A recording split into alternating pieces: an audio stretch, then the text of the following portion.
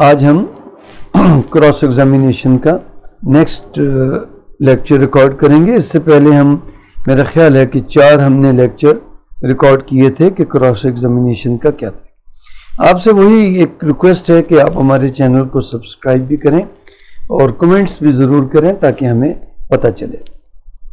अब एविडेंस कितनी किस्म की होती है, पहले तो हमें ये पता होना चाहिए कि एविडेंस कितनी किस्म की होती है, तो फिर हम उसकी तैयारी की। हर एविडेंस की तैयार करने का तरीका अलग होता है। एविडेंस 2 किस्म की होती है, ज़बानी ऑकुलर एविडेंस और नंबर 2 डॉक्यूमेंट्री एविडेंस, दस्तावेजी शहादत। अभी हम क्रिमिनल साइड की क्रॉस एग्जामिनेशन पे हम लेक्चर्स कर रहे हैं, सिविल पे हम बाद में करेंगे।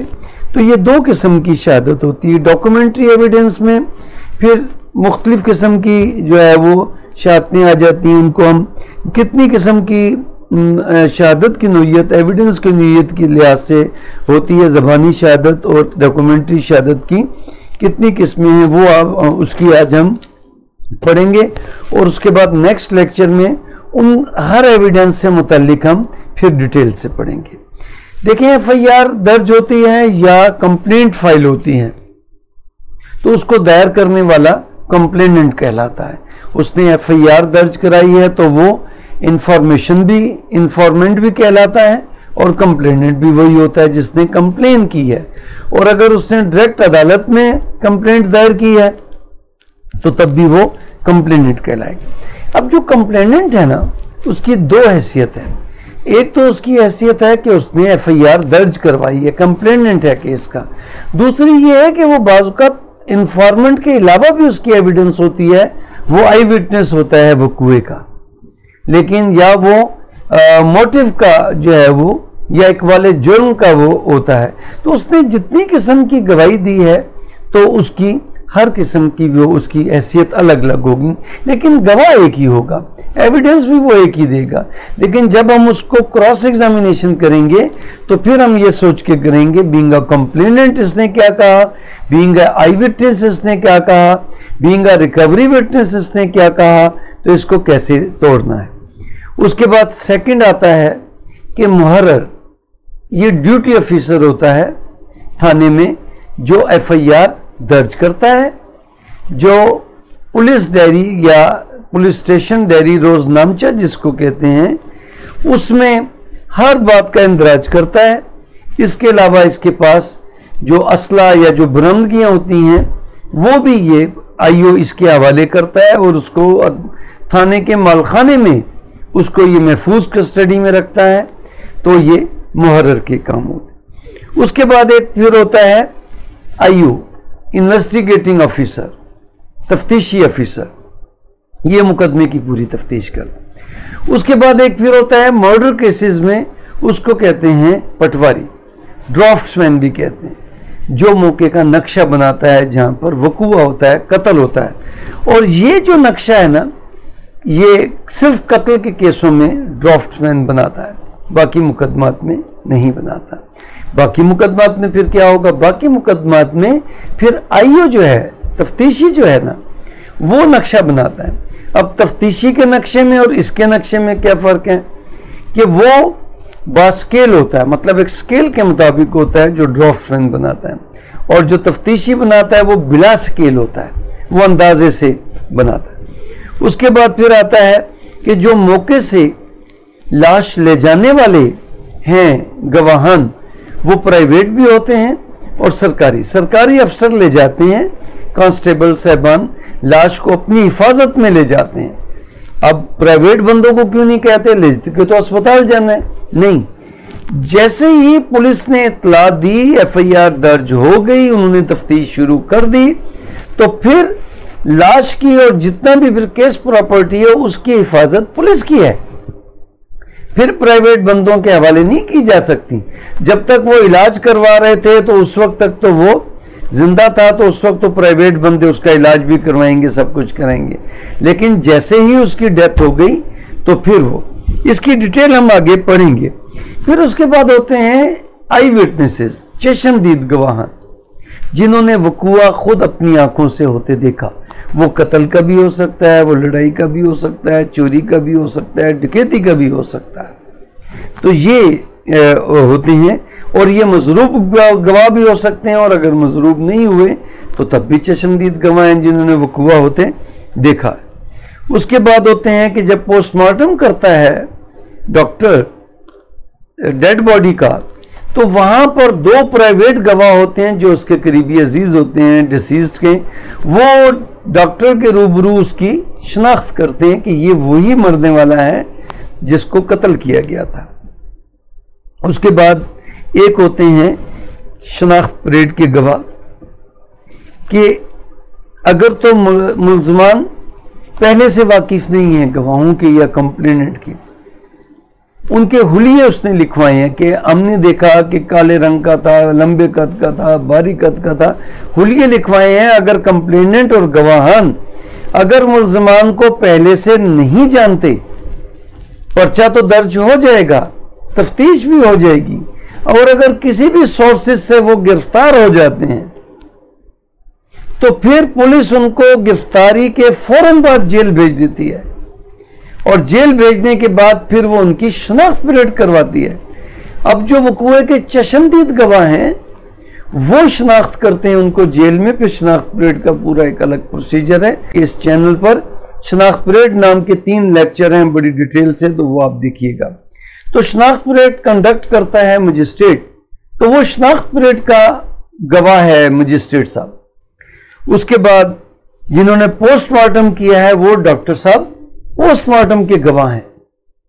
उसके बाद अगर वो जिंदा था और उसका इलाज किया गया है, जो जिन डॉक्टरों ने उसको ऑपरेट किया है या जिन्होंने उसका मेडिकल काटा है, उसका इलाज किया है इमरजेंसी में या वार्ड में, वो डॉक्टर्स भी बतौर मेडिकल एविडेंस के पेश होंगे, वो मेडिकल के गवाह होंगे। उसके बाद फिर एक आते हैं एक्सपर्ट गवाह। एक्सपर्ट गवाह 2 किस्म के होते हैं। एक केमिकल एग्जामिनर के लैब में जिन्होंने केमिकल एग्जामिनर किया है, जिन्होंने फिंगरप्रिंट्स को देखा है, जिन्होंने खून का मुवाजना किया है, जिसने मंशियात की अगर बरामद हुआ उसका मुवाजना किया है, अगर किसी ने जहर खाने का, किसी ने खुदकुशी कर लिया जहर खा के, उसका किया है। कुछ असले के एक्सपर्ट्स होते हैं, इसमें से कुछ एक्सपर्ट्स होते हैं उनकी रिपोर्ट को एक ऑथेंटिसिटी हासिल होती है तो उनको अदालत में पेश नहीं करते, लेकिन बाज़ औक़ात अगर मुल्जिम उनको डिस्प्यूट करे या कोई भी फरीक उनको डिस्प्यूट करे कि नहीं इनको बुलाया जाए ताकि इनसे मजीद तस्दीक की जाए, तो अदालत उनको बुला भी सकती है। कुछ होते हैं कि गवाह ऐसे कि जो फायर आर्म एक्सपर्ट्स होते हैं, कोई लिखाई के होते हैं, कुछ फिंगरप्रिंट्स के होते हैं, तो कुछ टेक्निकल गवाह होते हैं, जैसे इंजीनियरिंग का है, साइबर क्राइम का कोई केस है तो उसके गवाह होते हैं, आईटी के एक्सपर्ट्स होते हैं। तो किसी किस्म के भी एक्सपर्ट्स होंगे तो उनको एक्सपर्ट्स के गवाह कहेंगे। उसके बाद होता है वजह अनात, मोटिव, कि वक़ूआ हुआ क्यों, इसकी वजह क्या थी, तो मोटिव के गवाह के होते हैं। उसके बाद आ जाते हैं वज टक्कर। अब एक वज टक्कर एक मुकामी लफ्ज है, इसे कहते हैं चांस विटनेस, कि जा रहे थे मुल्जिम वक़ूआ करके जा रहे थे, गली में से निकले, आगे से गवाह आ रहे थे, अब गवाहों ने उनको देख लिया, वो जो वक़ूए के जो लोग थे उन्होंने नहीं देखा, लेकिन ये जो गली में जाते हुए गली की रोशनी में या दिन की रोशनी में ये जो रास्ते में उनको देख लिया जाते हुए, इनको कहते हैं वज टक्कर या चांस विटनेस। अच्छा, कुछ चांस विटनेस ऐसे भी होते हैं कि जो इत्तेफाक से मौके पे पहुंच गए, किसी प्लानिंग के तहत या किसी उसके तहत नहीं होते, जैसे घर के अफराद हैं वो तो मौजूद हैं पहले से, वो चांस विटनेस नहीं है, वो तो उस घर में रहते हैं, लेकिन उनके कोई रिश्तेदार घर में आए हुए थे या किसी मेले में लोग रिश्तेदार भी आए हुए थे और ये भी लोग आए हुए थे जिनकी लड़ाई हुई, तो उन लोगों ने भी वक़ूआ देखा, तो वो चांस विटनेस है। क्यों कि वो पहले से मौजूद नहीं थे, लेकिन अगर मजरूब के साथ या मरने वाले के साथ उसके बेटे उसके भाई पहले से मौजूद हैं साथ, तो वो चांस विटनेस नहीं है। تو یہ چانس وٹنس، وجہ ٹکر. پھر ایک ہوتے ہیں لاسٹ سین. آخری بار مرنے والے کو جس کی کسٹڈی میں دیکھا گیا، کہ جس کے ساتھ دیکھا گیا، وہ لاسٹ سین کے کہ گواہوں نے دیکھا کہ فلاں بندے کے ساتھ وہ مرنے والا جا رہا تھا، اس کے بعد پھر وہ زندہ نہیں دیکھا گیا.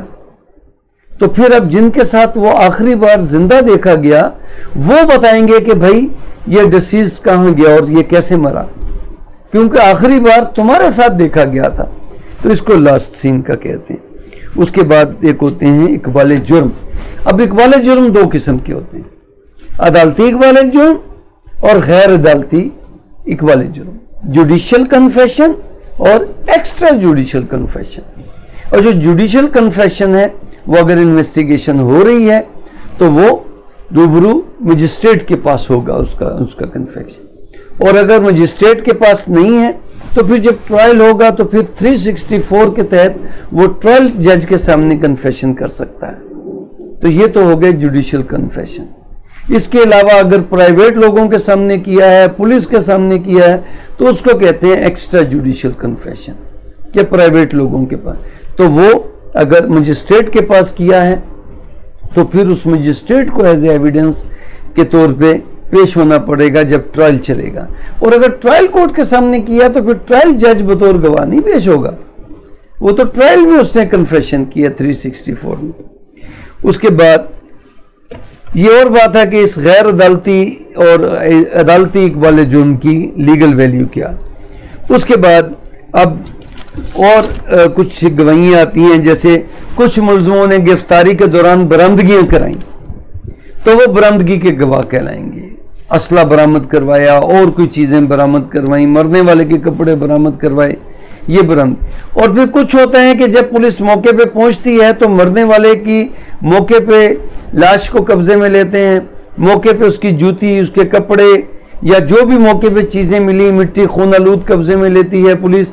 تو یہ ساری برآمدگیاں کی ہیں، موقع سے چیزیں قبضے میں لی ہیں، تو اس کے جو گواہ ہوں گے وہ برآمدگی کے گواہ ہوں گے. اسی طرح منشیات کے کیس میں جب منشیات پکڑی جاتی ہے ملزموں سے تو اس وقت جب پولیس والے یا پرائیویٹ گواہوں کی موجودگی میں جو ان سے اسلحہ یا پیسے برآمد ہوتے ہیں یا منشیات برآمد ہوتی ہیں وہ بھی برآمدگی کے گواہ ہوتے ہیں. نقشہ نویس ہم نے کہہ دیا. اور اس کے بعد بعض اوقات اخباری رپورٹرز کو عدالت طلب کر لیتی ہے اور بعض اوقات ایسے کسی گواہ کو طلب کر لیتی ہے جس کو عدالت سمجھے کہ اس بندے کو اس کیس سے متعلق کوئی واقعات کا پتہ ہے اور اس کی گواہی مقدمے کے فیصلے کے لیے بہت ضروری ہے انصاف کے تقاضوں کے لیے. تو وہ ان کو کسی کو بھی بطور گواہ عدالت بلا لیتی ہے، لیکن شرطیں دو ہیں کہ اس کو اس کا مقدمے کے واقعات سے، مقدمے کے حالات سے اس کو واقفیت ہو اور مقدمے کا فیصلہ کرنے کے لیے، انصاف کے تقاضے پورے کرنے کے لیے اس کی گواہی بہت ضروری ہو. تو کسی بھی فریق کی درخواست پر، ملزم کی یا کمپلیننٹ فریق کی درخواست پر عدالت اس کو بلا سکتی ہے.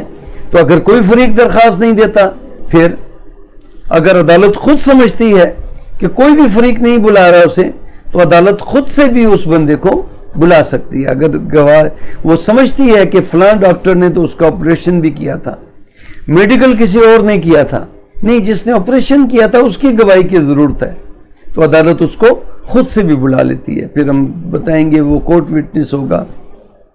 اس کے بعد اب آ جاتی ہے، یہ تو پروسیکیوشن کی گواہ. اب آ جاتی ہے ملزم سائٹ سے کیا کیا گواہی ہو سکتی ہے. ملزم خود بطور خود جو ہے وہ گواہ پیش ہو سکتا ہے 340 میں. لیکن دیکھیں اس میں فرق ہے، جب وہ 342 کے تحت جب عدالت اس سے سوال جواب کرے گی تو اس میں کراس ایگزامینیشن نہیں ہوگا. وہ عدالت خود اپنی سیٹسفیکشن کے لیے اس سے سوال جواب کرتی ہے، اسے کہتے ہیں 342 342 کی بیان ملزم کا. دو قسم کے بیان. اگر وہ ملزم کہتا ہے کہ میں نے بطور گواہ بھی میں نے پیش ہونا ہے، پھر وہ 340 کے تحت CRPC کے تحت پیش ہوگا، پھر اس سے حلف لیا جائے گا اور پھر اس پر کراس ایگزامینیشن بھی ہوگا. پھر اس کے بعد وہ صفائی کے گواہ اپنے پیش کر سکتا ہے. صفائی کے گواہوں میں کیا کر سکتا ہے؟ کسی DSP نے تفتیش کی اور اس کو بے گناہ لکھا، پروسیکیوشن نے اس تفتیشی افسر کو پیش نہیں کیا، تو मुलजिम उसको बुला सकता है।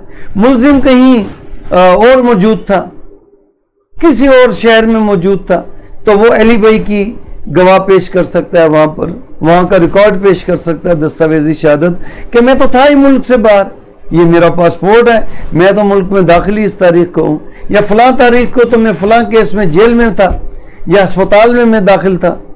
तो वो अपनी डॉक्यूमेंट्री एविडेंस पेश कर सकता है, और साथ अगर किसी गवाह को पेश करना है तो फिर गवाह को भी पेश कर सकता है। इसके अलावा वो लेता है डिफेंस की प्ली लेता है। अब अगर डिफेंस की प्ली लेता है तो फिर उसको 340 के बयान में आना पड़ेगा। क्यों?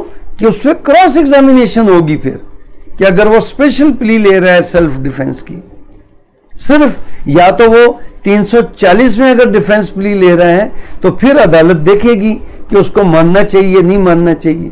लेकिन अगर वो 340 में, 342 में नहीं, 342 में अगर वो प्ली ले रहा है तो फिर तो उस पर क्रॉस नहीं होगी। अगर वो 340 के तहत बतौर गवाह ये प्ली ले रहा है फिर उस पर क्रॉस एग्जामिनेशन होगी। इसी तरह मुलजिम किसी भी एक्सपर्ट गवाह को बुला सकता है, और इसी तरह किसी डॉक्टर को बुला सकता है।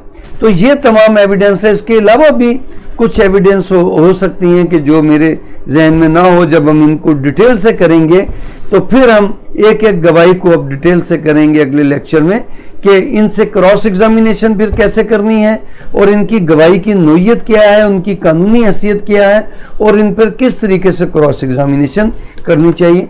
हमें उम्मीद है कि आपको आज का ये लेक्चर पसंद आया होगा। अपनी राय से ज़रूर हमें आगाह करें, और हमारे चैनल्स को सब्सक्राइब करें, और दोस्तों को वीडियो शेयर करें।